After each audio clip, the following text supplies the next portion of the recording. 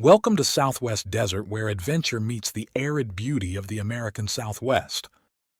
Join us as we explore the rugged landscapes, uncover hidden historical gems, and dive deep into the rich legends and culture of this iconic region. Subscribe now and hit the bell icon so you don't miss out on the latest desert adventures. Please leave a like or comment. This is very helpful. Let's journey together into the heart of the Southwest Desert.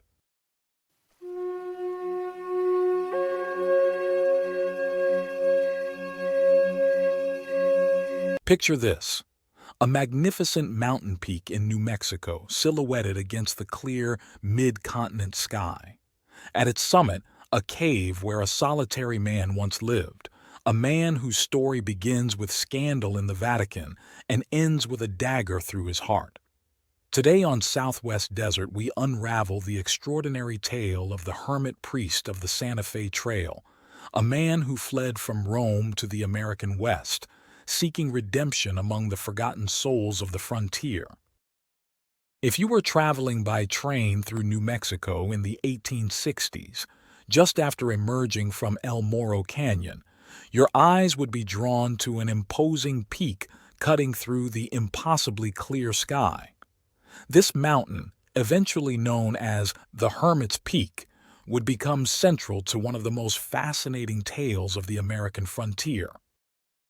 It was a bright spring morning in 1861 when a strange figure appeared in Council Grove, Kansas.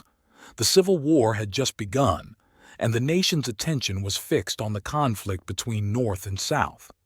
But in this small frontier settlement, it was the arrival of an unusual visitor that caused a stir. The man who walked into town that day was unlike anyone the residents had ever seen.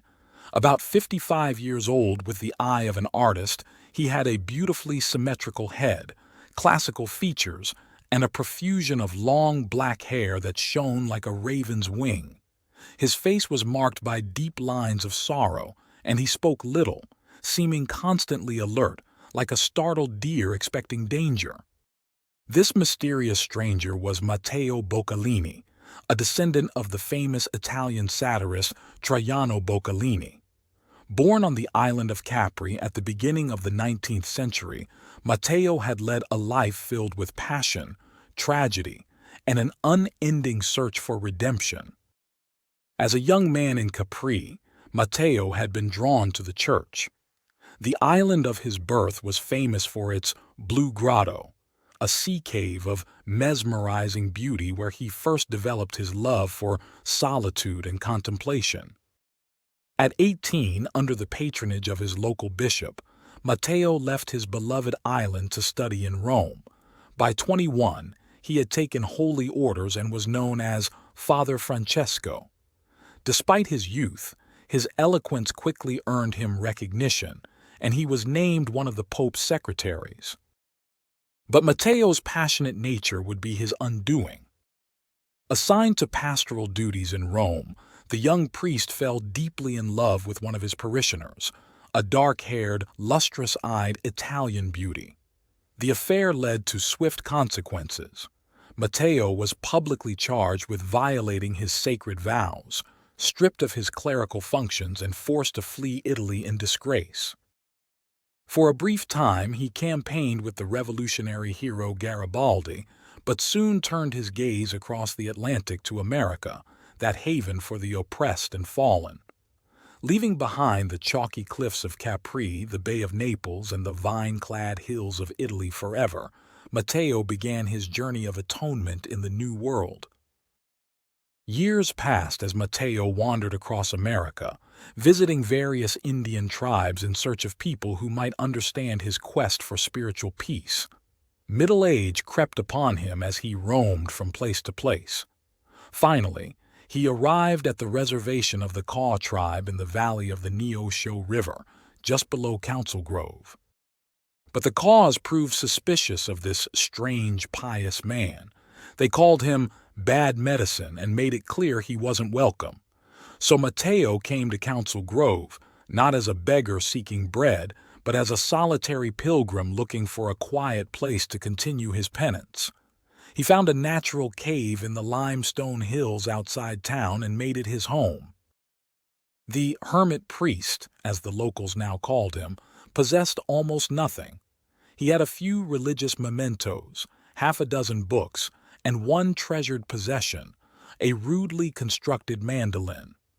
Despite years of hard use that had left it covered in scratches, the instrument still produced rich, pure tones when played. During the evenings of Kansas's Indian summer, seated at the mouth of his cave, Mateo would play his mandolin with a touch as delicate as a maiden's first love. Those few invited to spend time with him would hear his exquisite tenor voice singing hymns that seemed as soul-inspiring as a young girl's prayer. Despite his self-imposed isolation, Mateo occasionally came down to interact with the townspeople. His education had been extraordinarily broad, and he spoke numerous languages fluently. Once, when a Mexican wagon driver was stabbed in a gambling quarrel, Mateo rushed to administer last rites in the dying man's native tongue, bringing comfort in his final moments. For 5 months, the hermit priest lived in relative peace at Council Grove. But one October day in 1861, everything changed. Walking through the village, Mateo spotted a dark-visaged man dressed in clerical garb. He was convinced this stranger was connected to his past disgrace in Italy. Terrified that his sins had finally caught up with him, Mateo decided he must flee farther west into the mountains of New Mexico. The next morning, a caravan was preparing to depart for Santa Fe. Gathering his few possessions, Mateo joined the group, leaving behind his cave and the friends he had made in Council Grove. The caravan was owned by a Mexican don who happened to be a brother-in-law to the famous frontiersman Kit Carson. Years later, this don would recount the strange behavior of his unusual traveling companion. Despite daily invitations to ride in the wagons, Mateo insisted on walking beside the oxen through the desert dust. Each night, he refused shelter, preferring to wrap himself in a coarse blanket and sleep under the stars. For his meals, he caught and cooked prairie dogs and ground squirrels, rarely accepting food from the Mexican teamsters. In the quiet hours after camp had gone to sleep, the teamsters would sometimes hear the soft strains of Mateo's mandolin and his rich tenor voice chanting hymns to the Virgin Mary. After many weeks, the caravan reached Santa Fe. There, Mateo parted ways with his escorts and spent nearly a year wandering throughout New Mexico and Arizona, searching for the perfect place to establish a new hermitage.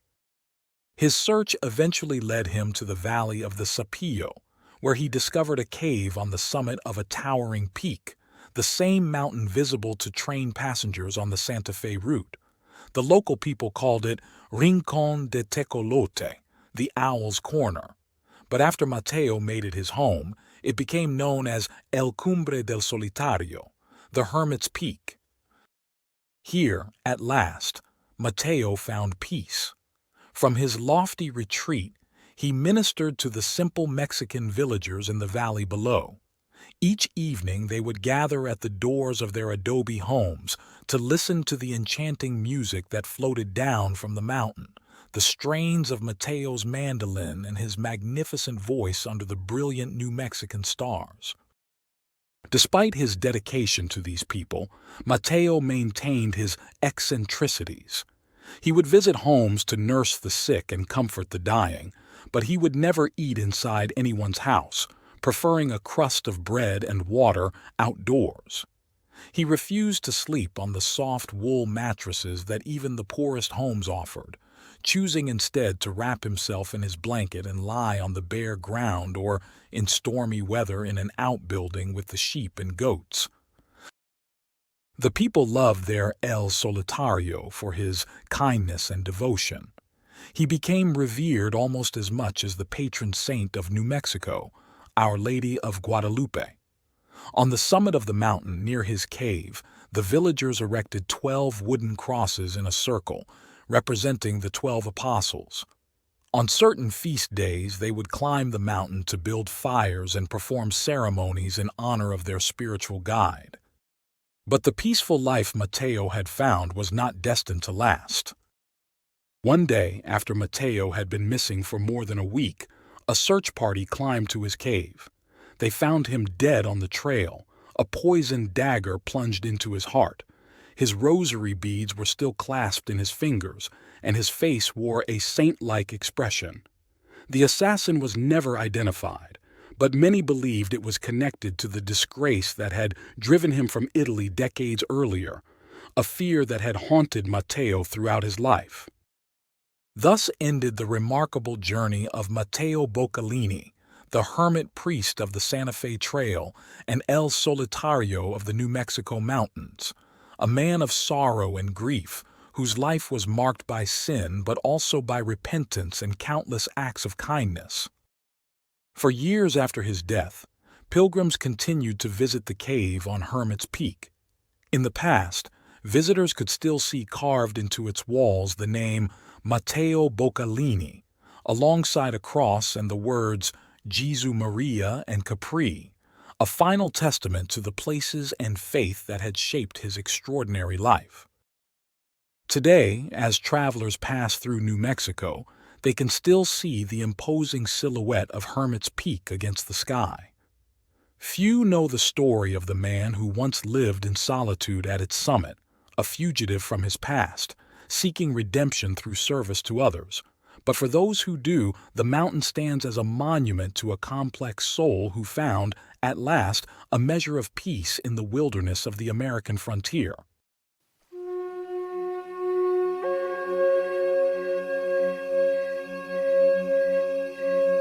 On a quiet September morning in 1858, an event of extraordinary significance unfolded at a St. Louis train station. Two small mail bags, unremarkable in appearance, were handed to John Butterfield, president of the Overland Mail Company. These humble sacks represented the inaugural dispatch of the Butterfield Overland Mail Route, America's first regular overland postal service connecting the East Coast to California. Yet despite its historical importance, the scene was notably understated, with only a single newspaper correspondent present to witness it. Waterman Lilly Ormsby, Jr., a young reporter for the New York Herald, stood alone among officials that morning, meticulously documenting what would become a pivotal moment in American communications history. Ormsby expressed surprise at the minimal attention given to such a momentous occasion, noting that even in the western states, which stood to benefit most directly from the new service, public interest seemed muted. The absence of press coverage struck him as particularly odd for an enterprise with such far-reaching implications for the nation. The significance of those modest mail bags could hardly be overstated.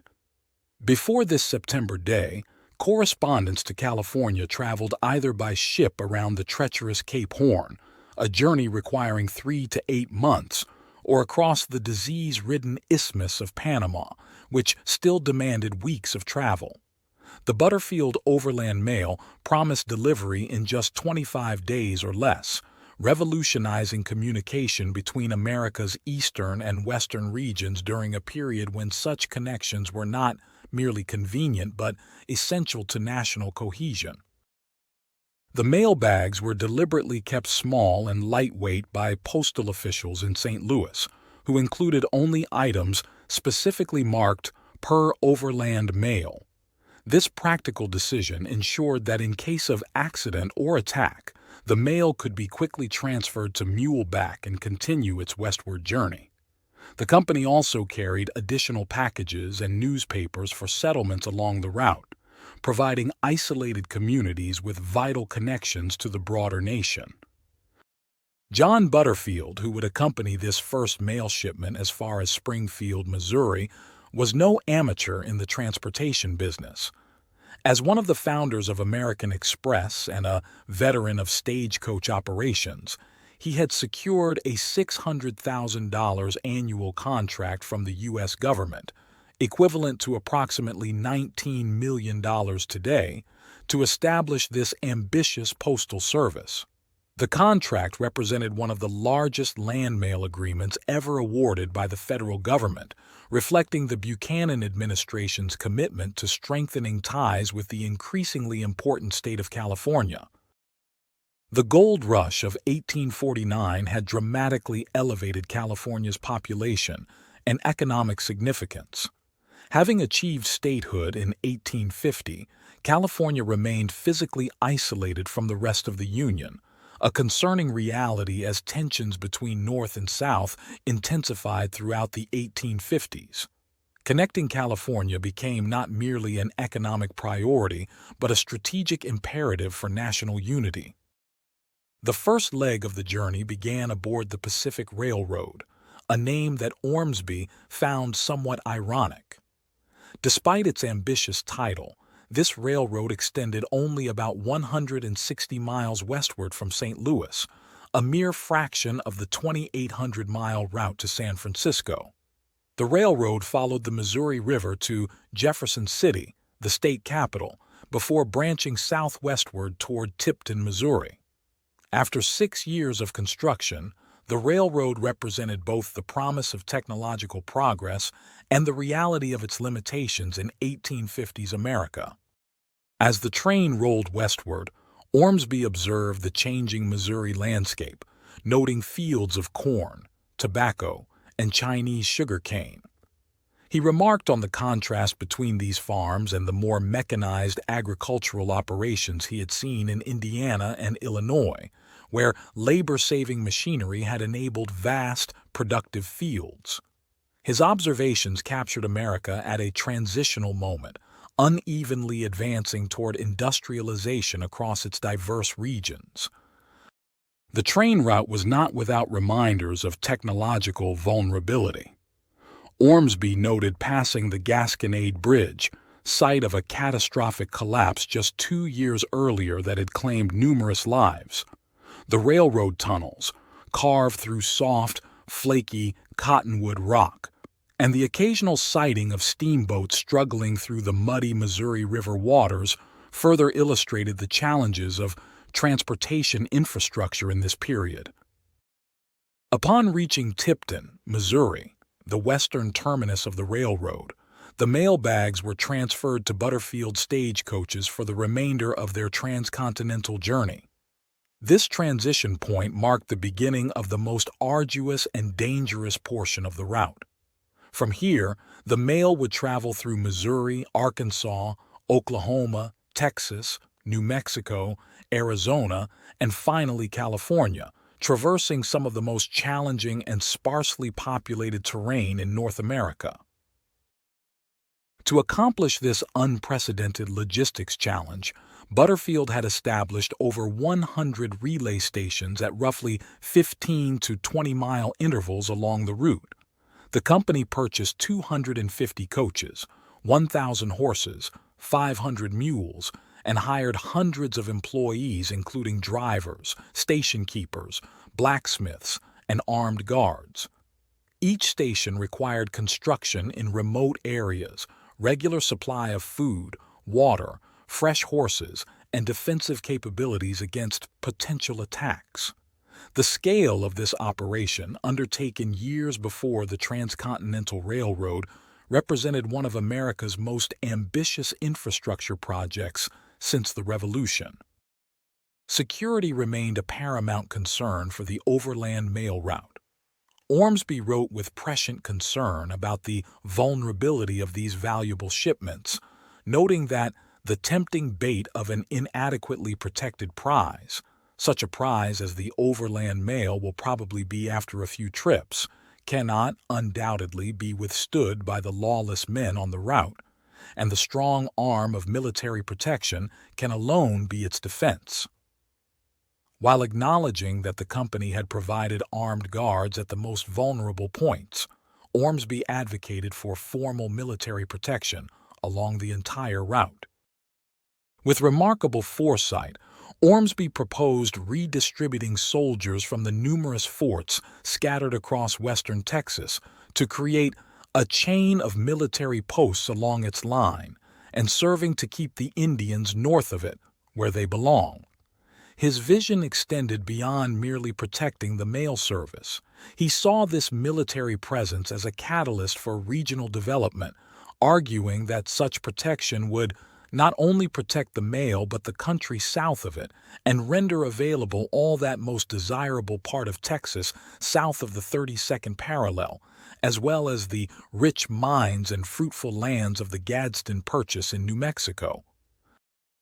The Gadsden Purchase, acquired from Mexico in 1853, formed the southern portions of present-day Arizona and New Mexico. This land had been specifically obtained to provide a suitable route for a southern transcontinental railroad, a project that would eventually be delayed by the Civil War. Ormsby recognized that secure communications and transportation corridors would rapidly pave the way for rich and populous states and render a pecuniary return far above its cost. His arguments revealed how closely linked postal services, military presence, and territorial development remained in mid-19th century American expansion. As Ormsby prepared to continue the journey beyond Tipton, he looked even further into America's technological future.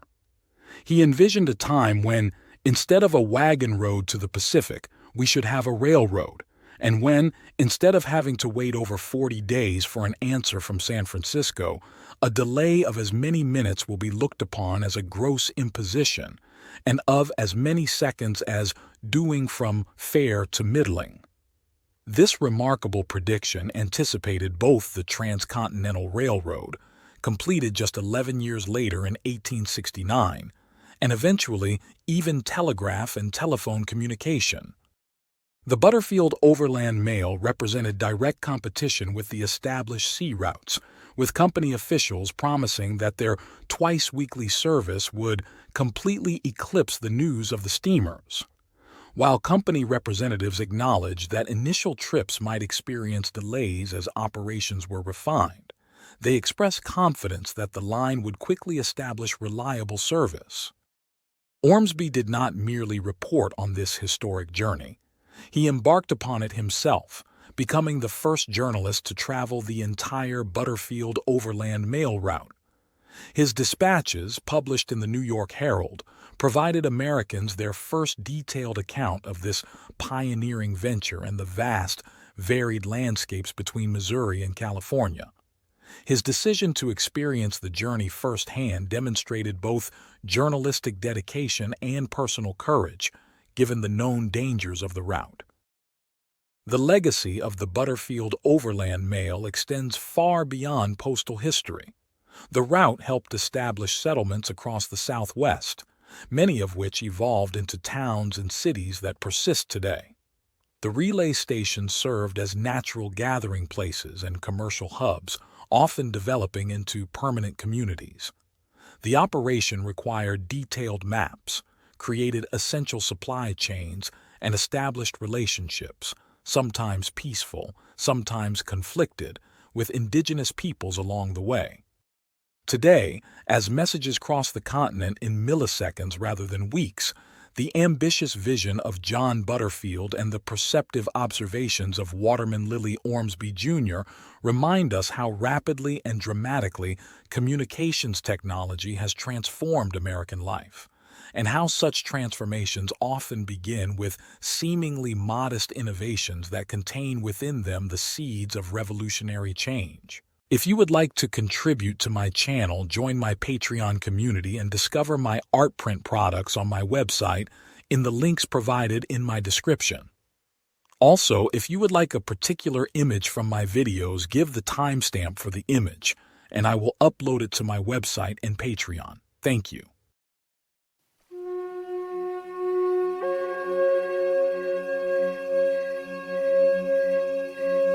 In May of 1850, a grim discovery was made near Wagon Mound along the Santa Fe Trail. 10 men lay dead, their mail scattered and destroyed after an Apache Ute attack. These weren't soldiers or settlers, but mail carriers, tasked with connecting America's expanding nation through written correspondence. This is the story of the brave men who carried America's mail across 900 miles of challenging and dangerous terrain on the Santa Fe Trail, where letters traveled on muleback through blizzards, deserts, and hostile territories. The story begins with the Mexican-American War. By 1846, the United States was fighting for control of vast territories in the Southwest. As American forces under Colonel Stephen Watts Kearny marched toward Santa Fe, mail would soon become a critical lifeline for military communication. On March 3, 1847, the 29th Congress authorized two mail routes, one from Independence, Missouri to Santa Fe via Bent's Fort, and another from Independence to Oregon Territory. This decision came during tumultuous times. The war was raging, and the Taos Uprising had recently resulted in the death of Charles Bent, the newly appointed American governor. Establishing regular postal service faced enormous challenges. The Southwest was under military control, tensions with Plains Indians were rising, and nearly 900 miles of difficult terrain separated the endpoints. While Fort Leavenworth had enjoyed postal service since 1828, Santa Fe wouldn't have an official post office until 1849. Before any official mail service began, courageous individuals were already carrying messages across the wilderness. The first documented express left Santa Fe on October 17, 1846, taking the Cimarron cutoff route eastward. Thomas O. Boggs undertook one of the most harrowing early mail journeys. In December 1846, Boggs departed Santa Fe with 6 companions on muleback, facing the full fury of a plains winter. Their route took them north to Bent's Fort before turning east, a path that would become known as the Mountain Route. The journey proved nightmarish. Near Coon Creek, Pawnee warriors attacked the party, stealing 9 of their mules. Boggs and his men were forced to walk the remaining 300 miles to Fort Leavenworth in the dead of winter. Remarkably, Boggs returned to the trail that March with 10 men, 2 wagons, and a heavy cargo of mail, this time with military escort. January 1847 saw another brave attempt when Solomon P. Sublette left Fort Leavenworth with 3 companions to deliver Washington dispatches to Colonel Sterling Price in Santa Fe. They made it and returned in April with government dispatches and mail. Not all attempts succeeded. Thomas J. Caldwell left Santa Fe in February 1847 with 12 men and several wagons, but encountered such heavy snow that they abandoned the mail just 25 miles east of the Cimarron crossing of the Arkansas River. By spring 1847, it became clear that successful mail service required way stations along the route. In April, Fort Mann was established midway between Fort Leavenworth and Santa Fe on the north bank of the Arkansas River, providing a crucial rest station and wagon repair facility. That same month, a trading post was established at Council Grove by Albert G. Boone and James G. Hamilton. These developments weren't just convenient. They were life-saving necessities where mail carriers could repair equipment, rest animals, seek shelter, and find protection from attacks. By mid-1847, regular express mail was developing. Francis X. Aubrey emerged as a significant figure, delivering mail to Independence in late April. The Missouri Volunteers brought mail to Independence in May, and Aubrey returned during summer with more mail. One of the most colorful characters was Jim Beckworth, who left Santa Fe in November 1847. His journey showcased the strategic thinking required, stopping at Fort Mann for fresh mules, avoiding military units when prudent, and taking cross-country shortcuts when advantageous. On his return journey, which began January 2, 1848, he encountered Francis X. Aubrey and Robert Fisher's eastbound express, evidence that the trail was becoming a communication corridor. The Treaty of Guadalupe Hidalgo, ratified in March 1848, ended the Mexican-American War but didn't immediately change the mail handling systems.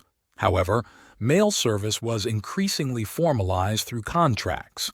B.F. Chouteau secured a $1,000 contract for Santa Fe to California mail service, while G.R. Gibson and Major Singer handled mail to the States. By late 1848, public dissatisfaction was growing. The Santa Fe Republican criticized the system, noting a 2-month gap in news and calling for congressional action. Citizens were beginning to expect reliable communication, not just occasional deliveries. In response, Newman established a private letter delivery service in November, and J.W. Folger secured a $600 contract in December for round-trip service between Fort Leavenworth and Santa Fe. 1849 saw mail service expanding further. Saron St. Vrain took multiple contracts that winter and spring. In June, the Haygood Mail Expedition departed Santa Fe with a diverse party including mail carriers, merchants, and a military escort under Captain Abraham Buford of the 1st Dragoons. By midsummer, James C. Bean secured a $100 contract for one-way service to Fort Leavenworth, carrying over 400 letters from California to Santa Fe, plus the regular Santa Fe mail. The territory was not just connecting to the east but serving as a communication hub for the far west. Danger remained constant. August 1849 saw William Bent abandon Bent's Fort, removing a key waypoint on the mountain branch. More tragically, in late October, the J.M. White Party was attacked by Jicarilla Apache. White and several others were killed, while his wife, daughter, and servant were abducted. In response, a November mail expedition under John Phillips and James Clay set out with a 20-man escort from the 1st Dragoons. By early 1850, a monthly express pattern had been established with Daniel P. Mann providing mail service in January. Military escorts were reduced during winter when Indian activity typically decreased. March saw Clay and Hendrickson undertake an express to Fort Leavenworth with a single wagon. Their return journey, beginning April 18th with a man named Branton, would become one of the most tragic episodes in mail service history. Along the way, their party grew to 10 men after joining with stranded travelers. Near Wagon Mound around May 7th, disaster struck. An Apache Ute war party attacked, killing all 10 men and destroying the mail. The bodies weren't discovered until May 19th. The response was immediate. In late May, Elliott Lee departed Las Vegas with his mail party, accompanied by wagon trains and substantial military protection. 22 soldiers led by Lieutenants Burnside and Plimpton. The message was clear. The mail would continue, whatever the cost. As mail service along the Santa Fe Trail fought for survival, the nation itself was in transition. James K. Polk had given way to Zachary Taylor as president, and Congress was debating the future of America's territories amid growing sectional tensions. Henry Clay's resolutions provided a framework for compromise, and movement toward formal territorial organization was underway. The mail service was not just connecting distant regions. It was helping bind together a rapidly expanding but deeply divided nation. The story of the Santa Fe Trail mail service is a testament to American determination. Through blizzards and attacks, these mail carriers persevered. They weren't just delivering letters. They were connecting a nation, bridging vast distances with courage, endurance, and mules. From Thomas O. Boggs walking 300 miles through winter after losing his mules, to the 10 men who died near Wagon Mound, these forgotten heroes helped forge connections that would transform distant territories into a united country. The next time you send a text message or email, spare a thought for these men who risked, and sometimes gave, their lives to deliver words on paper across the American frontier. Their legacy lives on in every form of communication that connects us across vast distances.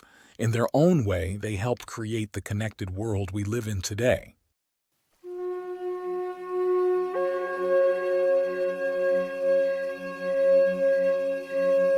Picture this. The year is 1765. An elderly Ute woman clutches a chunk of silver ore in her weathered hands, reluctant to speak. Spanish officials pressure her for information. This single moment, this one piece of rock, would ignite the exploration of the American Southwest and forge a trade route that would echo through centuries. Welcome to an extraordinary story of the old Spanish Trail. When most people think of the American frontier, they imagine cowboys and wagon trains heading west. But long before the Oregon Trail, before the California Gold Rush, there was the Old Spanish Trail, a network of paths that connected Santa Fe to the Pacific, threading through some of the most challenging terrain in North America. This isn't just a story about a trade route. It's a tale of cultural collision, diplomatic genius, human trafficking, and the lengths people will go to for profit and survival. Our story begins in 1598, when Juan de Oñate marched north from Mexico to establish the colony of New Mexico. The Spanish didn't arrive to an empty land. They entered a complex world of indigenous nations who had been trading with each other for centuries. The Pueblo peoples along the Rio Grande had established sophisticated agricultural communities. To their east, the Plains tribes hunted buffalo. To the northwest, the Utes controlled the mountainous regions. Each group had something the others wanted, and they met regularly at frontier pueblos like Taos, Pecos, and Picuras to exchange goods. The Spanish quickly realized they needed to control these existing trade networks if they wanted their isolated colony to survive.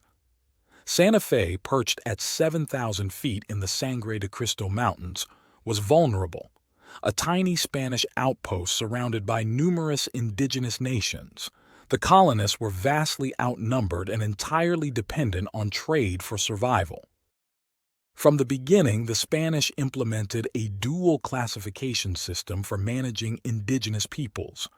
Agricultural communities like the Pueblos were labeled as peaceful and potentially civilizable. Nomadic groups like the Utes, Apaches, and Comanches were branded as barbarous Indians, inherently hostile forces that needed to be controlled or conquered. This classification system would shape centuries of colonial policy, but it was about to face its first major test. By 1680, Spanish control had pushed indigenous communities to their breaking point. Religious persecution, forced labor, and trade monopolies had created a powder keg of resentment. When it exploded in the Pueblo Revolt of 1680, even traditional enemies united against the Spanish. The Utes, typically at odds with some Pueblo groups, joined the rebellion. Together, they drove the Spanish completely out of New Mexico for 12 years. When the Spanish returned in 1692, they were chastened. The reconquest revealed a harsh truth. Military force alone couldn't secure their frontier. They needed indigenous allies, and the only reliable way to maintain those alliances was through trade. This realization would transform Spanish colonial policy and ultimately lead to the creation of the Old Spanish Trail. The Spanish developed an elaborate licensing system to control trade with indigenous peoples. Governors issued special permits to trusted traders, trying to prevent fraud, violence, and, most importantly, the trading of weapons to potentially hostile tribes. But the most controversial aspect of this trade wasn't goods. It was human beings. The rescate system, literally meaning ransom, became central to Spanish indigenous relations. At designated trading fairs in places like Taos and Abiquiu, indigenous peoples would bring captives taken in warfare to trade with Spanish colonists. The Spanish justified this human trafficking as rescuing these captives from slavery among heathens and bringing them into Christian civilization. In reality, it was a slave trade by another name. These captives, known as piezas de indios, faced immediate baptism, received Spanish names, and entered Spanish households as servants.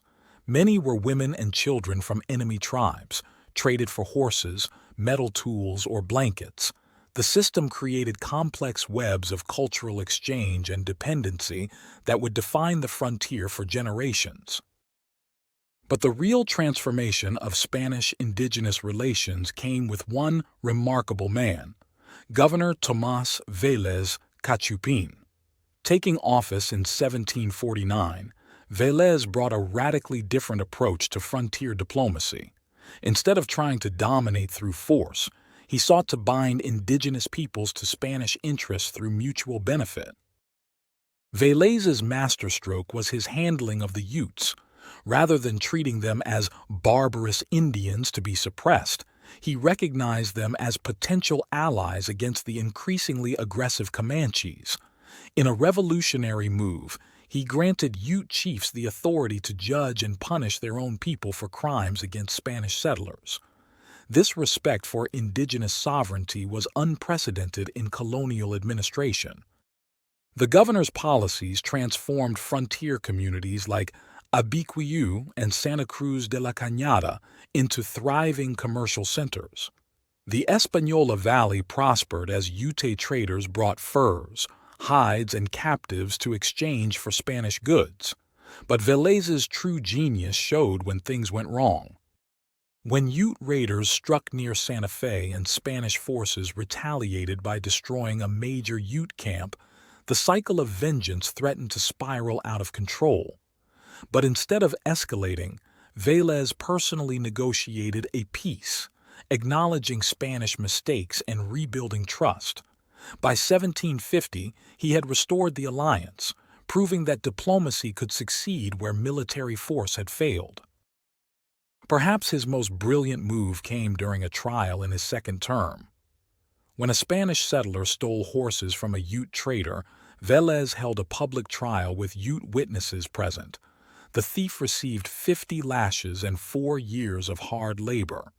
This dramatic demonstration of equal justice under Spanish law did more to cement Ute loyalty than any military victory could have achieved. But Vélez's enlightened approach wouldn't last. His successor, Pedro Fermín de Mendinueta, reversed course completely when he took office in 1767.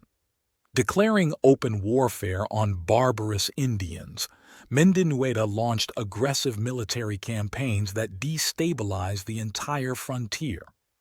The Comanches responded with devastating raids that penetrated deep into Spanish territory, forcing the Utes to flee westward into the San Juan Mountains. Yet ironically, it was during these contrasting administrations, Vélez's diplomacy and Mendinueta's warfare, that the old Spanish trail began to take shape. The catalyst was that chunk of silver ore mentioned at the beginning of our story. In 1765, during Vélez's second term, a Ute warrior brought a sample of silver ore to trade with a blacksmith in Abiquiu. Word quickly reached the governor, who authorized Juan María Antonio Rivera to lead the first official Spanish expedition into Ute territory.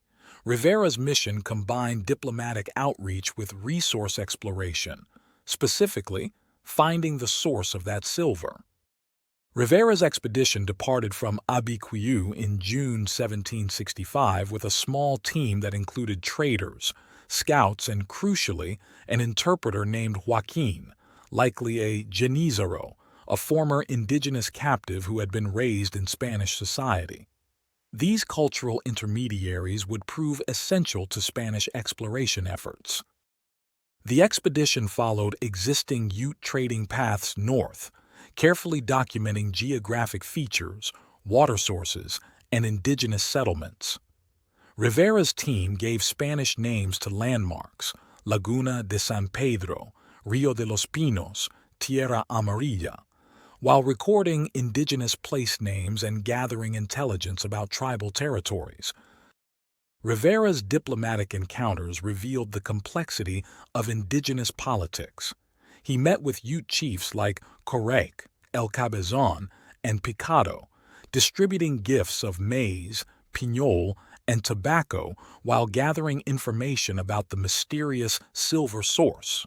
The trail eventually led to that elderly woman who had inherited knowledge of the silver's location from her father. But Rivera discovered something even more intriguing than silver.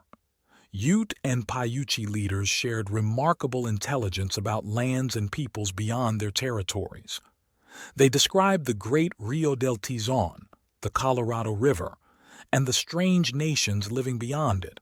These included the Orejas Agujeradas, pierced ears people, and mysterious tribes that supposedly lived in armored clothing and spoke of a place called Castira, possibly Castile, suggesting some connection to Spanish settlements far to the south. The indigenous peoples also described extraordinary trading practices across the Colorado River. Merchants from different tribes would dig trenches on opposite banks and throw trade goods across to each other, never making direct contact. They told of seasonal river crossings in giant gourd boats that could hold 2 people sitting back to back, and of river creatures that had to be appeased with tribute. While Rivera's expedition found limited silver, it achieved something far more valuable: detailed geographic and ethnographic intelligence that would guide future Spanish exploration. His maps and reports laid the groundwork for the famous Dominguez Escalante expedition of 1776, which would push even further into the unknown, reaching the Great Salt Lake and exploring much of present-day Utah. The development of the Old Spanish Trail represents one of history's great ironies. What began as a search for silver became a highway for human trafficking. What started as colonial domination evolved into cultural exchange. A route forged through both diplomacy and warfare would outlast the Spanish Empire itself, continuing to serve traders well into the American period. Thank you for joining your desert frontiersman Alan for another Southwest story. Check out my large catalog of Southwest videos and playlists on historical tales, legends, lost gold stories, and adult bedtime stories. If you like a certain image from my videos, tell me in comments and give timestamp. Happy trails!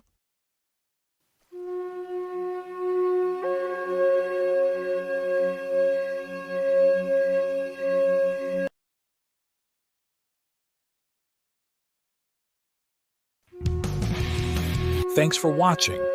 If you enjoyed this video, don't forget to like, comment, share, and subscribe for more great content. Hit the notification bell so you never miss an update. See you in the next video.